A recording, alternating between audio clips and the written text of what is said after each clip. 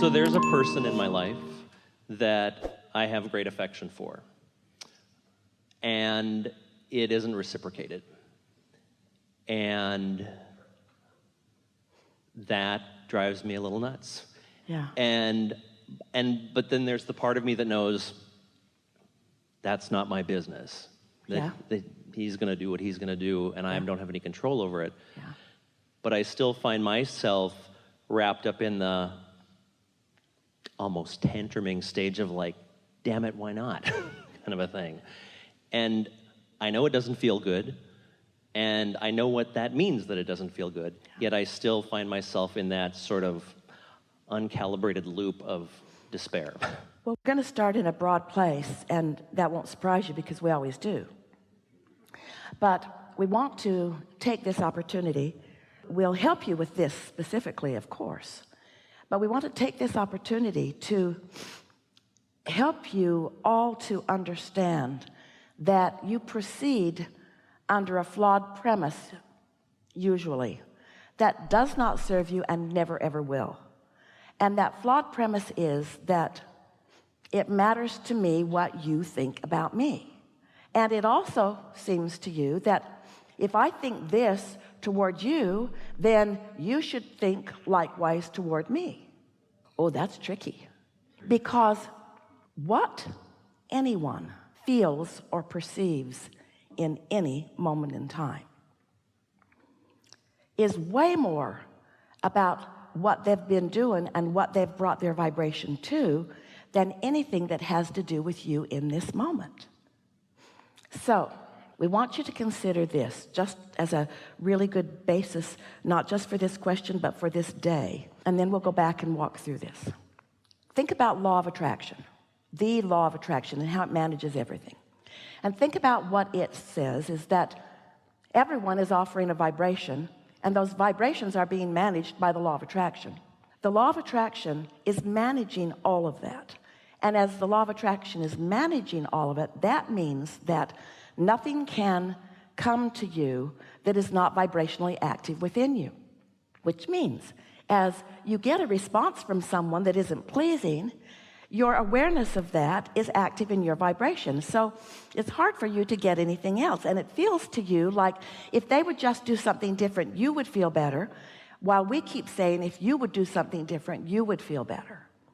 And if you would do something different, maybe that very person would be activated in a different way. In other words, maybe you would own the room in a more powerful way and evoke something different. Or maybe someone else through the path of least resistance would just zoom right in and fulfill everything that you want, because you're clear and clean and pure and calibrated in your vibration. You don't have all this know what I don't want mixed in with it. So now think about the law of attraction and see yourself as someone who's decided, apart from this conversation, apart from, maybe you woke up in the day and you're not yet thinking about that, fat chance, but let's just say that happened. And so your vibration is clear and you are calibrated to your inner being. And so you've decided to really isolate, calibrate, tend to, tune to the frequency of you. So you sit for a little while after you've meditated and you make some statements on a page about emotional things, which are indicators of your calibration. And you don't write things that you do not mean, but you write things and you mean them, and you've practiced it enough that you're pretty good at it. And so you write things like, I feel eager about this day. I feel frisky about this day. I feel blessed in this day. Now, the first day you sit to do this, maybe not so much, but after you do this for a little while, it takes some doing to calibrate to your blessedness when not so blessed things are sometimes happening. But you can do it, and your calibration is everything, because your calibration to your source energy is your point of attraction. So I feel blessed, and I feel eager, and I feel expansive, and I feel ready, and I feel open, and I feel full of myself, and I feel fun. And I feel strong, and I feel intuitive, and I feel flexible, and I feel eager, and I feel balanced. I feel good. I feel really, really good. I feel good. So you calibrate. Now, what's happened? Whether you write it or just say it, it's better to write it because you'll focus better. And it's better to do it the next day and the next day and the next day and the next day and the next day, because after a little while it really catches on. And when you write those words, you feel the resonance of them because it lights your inner being up with you. The two of you become a powerful, dynamic, powerful, good-feeling team. It's the awesome power, or we like to say the awesome pleasure, of non-resistant thought that you've got going on with your non-physical partner. That's a powerful point of attraction. One who's connected to that is more powerful than millions who are not. So it's worth taking the time to do it.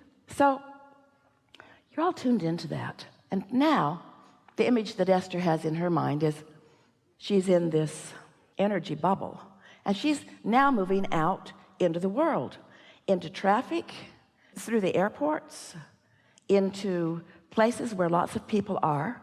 And because she's tuned to all things wanted are lighting up all around her. And those lighted up things are her world. And the things that she didn't calibrate to, like nobody loves me, or resentment, or what's up with that, or that was rude of you, or what, I've given all this to you and you feel that way about me, since that's not what she's calibrated to, since she's calibrated to who she really is, as she moves through the world, she's in sync with Source. Things that match the way she feels show up. Now, let's say you're in this bubble and you've done that and you're moving out into the world, and let's say the world that you've moved out into is right now small. It's just your thought world. It's just your thoughts of the people that you know. And because you've calibrated to this, the people that are going to come to your mind are the people who are calibrated there with you. People in a bad mood aren't going to come to your mind. People not in love with life and not in love with themselves are not going to come to your mind. And so just in your thought world, you are already cleaner, purer, more calibrated, but then you move into the day. Then you move into conversations. Just the ideas of who you will reach out to will be about what you're calibrated to. You can always tell two ways. You can tell what you are a vibrational match to. We've been saying this forever. One is how you feel, and one is by what happens. But most people don't even think about calibrating until they bump into something unwanted, and then we love you so much, it's too late. Too late for now. You're just going to bump into them, and you're just going to get your feelings hurt, and you're just going to have a bad experience, and you're going to blame it on them, and you're going to practice the uncalibration of your inner being while you practice resentment and other things that just don't serve you at all. And so you just can't get around this. You got to clean up your vibration. And just because somebody is misbehaving by your standards to you doesn't mean you have to notice it and take it in. So you got to do something about that sensitivity. Well, that's not an easy thing to do, because most humans have been doing it for a very long time. Most of you have been calibrating. Oh, we love you so much, but we love you so much. You've been calibrating to others' response of you, as if that has anything to do with anything, because they, like that one individual, like the world at large, is a mixed bag that will give you what you've calibrated. That one individual is like the world at large, a mixed bag.